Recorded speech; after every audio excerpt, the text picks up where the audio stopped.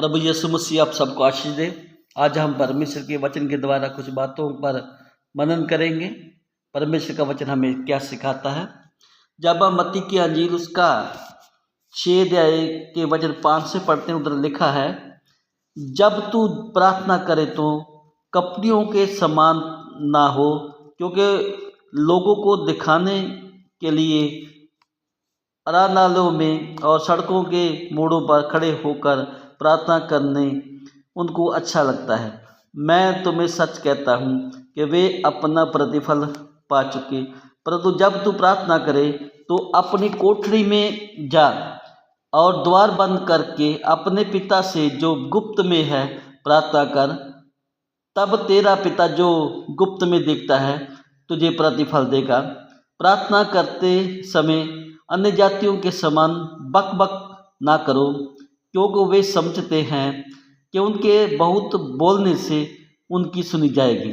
इसलिए तुम उनके समान ना बनो, क्योंकि तुम्हारा पिता तुम्हारे मांगने से पहले ही जानता है कि तुम्हारी क्या क्या आवश्यकताएं हैं। प्रभु यीशु मसीह का धन्यवाद करते हैं इस वचन के लिए। अभी हमने प्रभु के वचन को पढ़ा है, मत्ती का अंजील से पढ़ा है 6 अध्याय में, और वचन 5 से लेकर हमने 9 तक पढ़ा। प्रियो, प्रार्थना करने के विधि प्रभु ने हमें बताई है। सबसे पहले जब भी हमें प्रार्थना करनी है तो प्रभु का वचन कहता है हमने कपटियों के समान प्रार्थना नहीं करनी। कपटी कौन लोग हैं? जो अपने आप को दिखाना चाहते हैं कि वो क्या है।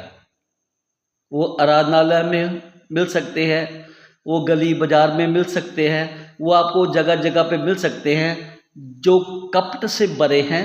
लेकिन उनका काम एक है कि वो लोगों को बताए कि वो अच्छी प्रार्थना कर सकते हैं। अच्छी प्रार्थना कौन नहीं करना चाहता? प्रियो, अगर आपकी प्रार्थना में प्रभु यीशु मसीह के वचन हैं, अगर आप प्रार्थना में प्रभु यीशु मसीह के वचनों को लेकर आते हैं, या अगर आपकी प्रार्थना वचन के समान ठीक है, तो प्रिय आपकी प्रार्थना सुनी जाएगी।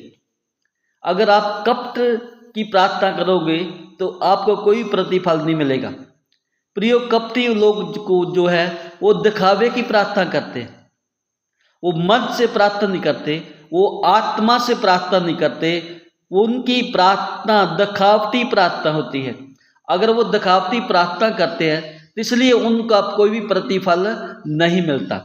प्रियो, जब भी हमने प्रार्थना करनी है तो हमने पूरे मन से प्रार्थना करनी है। एलिया के बारे में लिखा गया है, जब हम याकूब की पत्री 5 अध्याय में पढ़ते हैं, 13 पद से पढ़ेंगे तो आगे जाके लिखा है, एलिया भी हमारे समान दुख सुख भोगी इंसान था। उसने तनो मनो होकर प्रार्थना किया। 3.5 साल तक ना तो बारिश हुई ना ओस पड़ी। उसने तनो मनो होकर प्रार्थना की। उनका तन भी प्रार्थना में था, मन भी प्रार्थना में था, और परमेश्वर के वचन के अनुसार प्रार्थना की। और जब उसने दोबारा फिर प्रार्थना की, बारिश हुई और पृथ्वी ने अपनी फसल को उगाया। प्रियो, जब हम धर्मी जन के समान प्रार्थना करते हैं, क्योंकि वचन में उधर लिखा है धर्मी जन की प्रार्थना से बहुत असर होता है। आप पढ़ लें उस वचन को। याकूब की पत्री 5 अध्याय 13 पद से लेकर आखिर तक सारा पढ़ना है। उधर शुरू में लिखा है, यदि कोई बीमार है तो प्रार्थना करे, अगर कोई आनंद देता है तो गीत गाए। इसलिए अगर हमारे जीवन में कोई दुख है, जहाँ कोई परेशानी है, जो कोई बीमारी है, तो हमें उसके लिए प्रार्थना करनी चाहिए। अगर हम खुश हैं तो हमें परमेश्वर की महिमा करनी चाहिए। अगर हम धर्मी जन के समान प्रार्थना करेंगे, कपटियों जैसी प्रार्थना करेंगे, तो उसका कोई प्रतिफल नहीं है। अगर हम धर्मी जन की प्रार्थना करेंगे और हमारी प्रार्थना सुनी जाएगी और वो बहुत असर लेकर आती है। एलिया ने प्रार्थना की, आसमान बंद हो गया, बारिश नहीं हुई, ओस नहीं पड़ी। 3.5 साल लगातार ये चलता रहा। प्रियो, उसके 3.5 साल के बाद फिर परमेश्वर ने कहा, एलिया तू जा अपने आप को अहाब राजा के सामने पेश कर, मैं बारिश को भेजूंगा। तो अहाब राजा के पास जाकर एलिया कहता है, सारी बातचीत होती है। उसके बाद जब एलिया दोबारा फिर प्रार्थना करता है तो बारिश होती है और पृथ्वी फसल को उगाती है। प्रियो, परमेश्वर के कहे अनुसार जब हम प्रार्थना करेंगे तो वो प्रार्थना सुनी भी जाएगी और वो प्रार्थना का असर होगा। इधर कपटी के बस मान लिखा, कपटी के संबंध प्रार्थना नहीं करनी। एक वचन मैं फिर पढ़ना चाहता हूँ, लिखा है जब तू प्रार्थना करे तो कपटियों के समान ना हो, क्योंकि लोगों को दिखाने के लिए आराधनालय में और सड़कों के मोड़ों पर खड़े होकर प्रार्थना करना उनको अच्छा लगता है। मैं तुमसे सच कहता हूँ वो अपना प्रतिफल पा चुके। परंतु जब तू प्रार्थना करे तो अपनी कोठरी में जा और द्वार बंद करके अपने पिता से जो गुप्त में है प्रार्थना कर, तेरा पिता जो गुप्त में देखता है तुझे प्रतिफल देगा। प्रियो, दूसरी बात है, जब हमें प्रभु ने कहा है अगर तू प्रार्थना करे तो अपनी कोठरी में जा।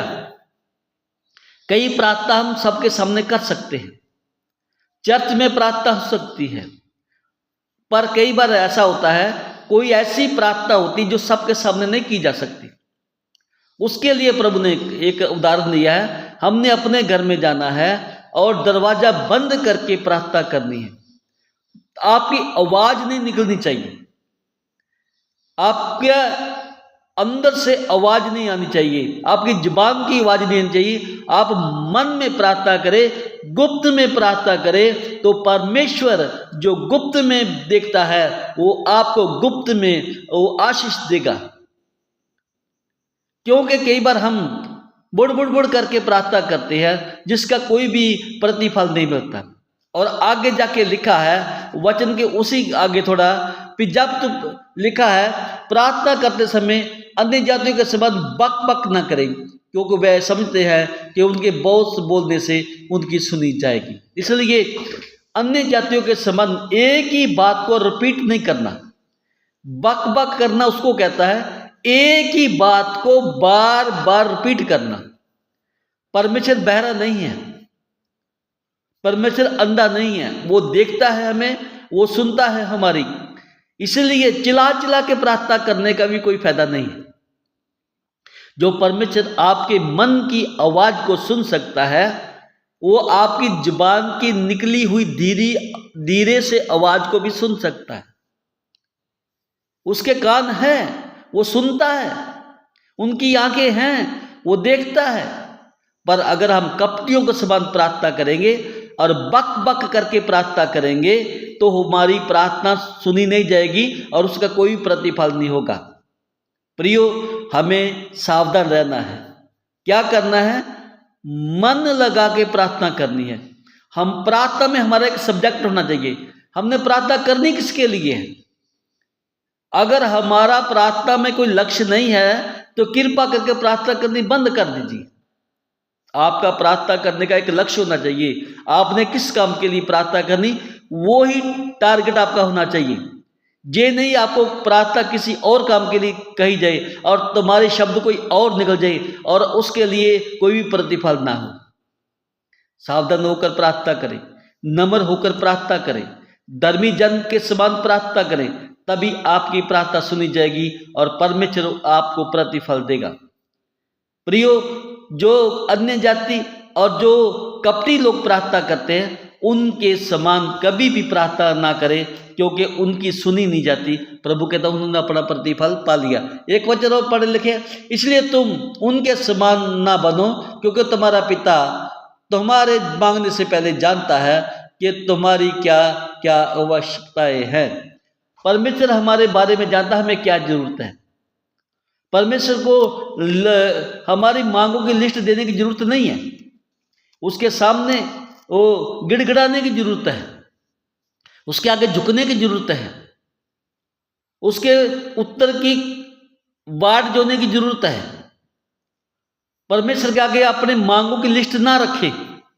उनको पता है आपको जरूरत क्या है, उनको पता है आपको क्या चाहिए, उनको पता है कि आप बीमार हो, उनको पता है कि आप दुखी हो, उनको पता है कि आपके सिर पे कर्जा है, उनको पता है कि आप बोझ थले दबे हुए हो, उनके सामने लिस्ट ना निकालें, नम्र होकर प्रार्थना करें, परमेश्वर के आगे झुककर प्रार्थना करें।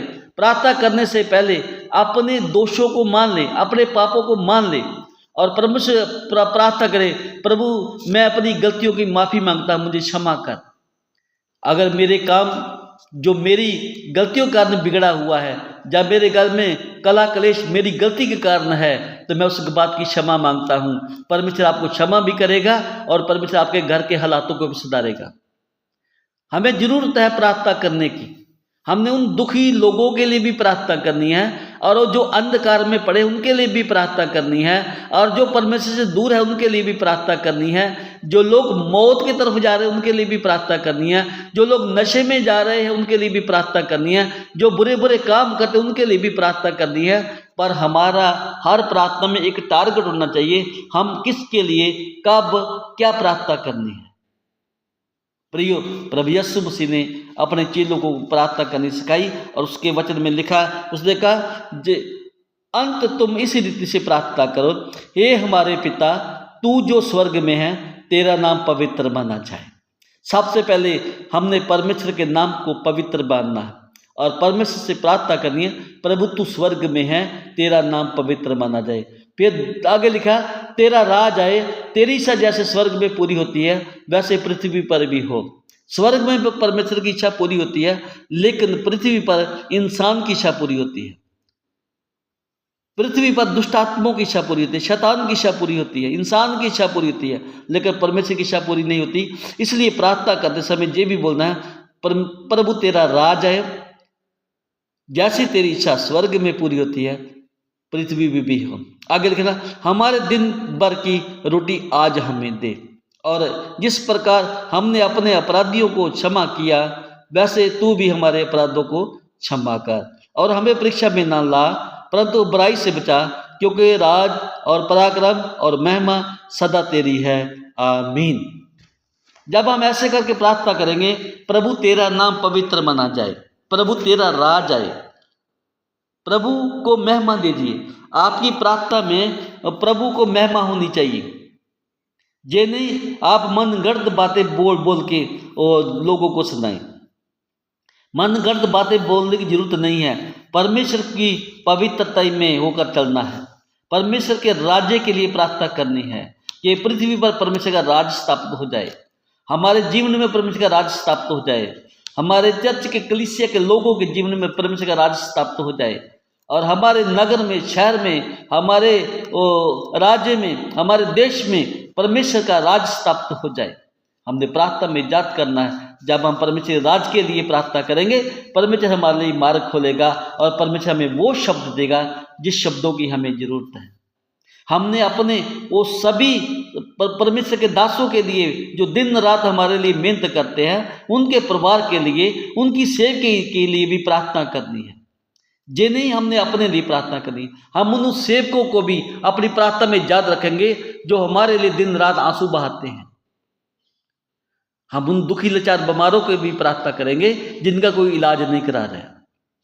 प्रियो, हमने उन सब के लिए प्रार्थना करनी है जिनको प्रार्थना की जरूरत है। और एक वचन में लिखा है, मुझे याद आता है कि परमेश्वर व्यर्थ की प्रार्थना नहीं सुनता। क्यों नहीं सुनता परमेश्वर व्यर्थ की प्रार्थना? परमेश्वर उन शब्दों को पसंद नहीं करता जो शब्द हमारे अपने लिए, अपने फायदे के लिए होंगे। मान लो मुझे जरूरत कोई और है, मैं मांग कोई और रहा हूं, तो उसका व्यर्थ की प्रार्थना को परमेश्वर कभी नहीं सुनेगा। मुझे जो जरूरत है मैं उसके लिए प्रार्थना करूंगा, तभी परमेश्वर मेरी सुनेगा और प्रार्थना को उत्तर देगा।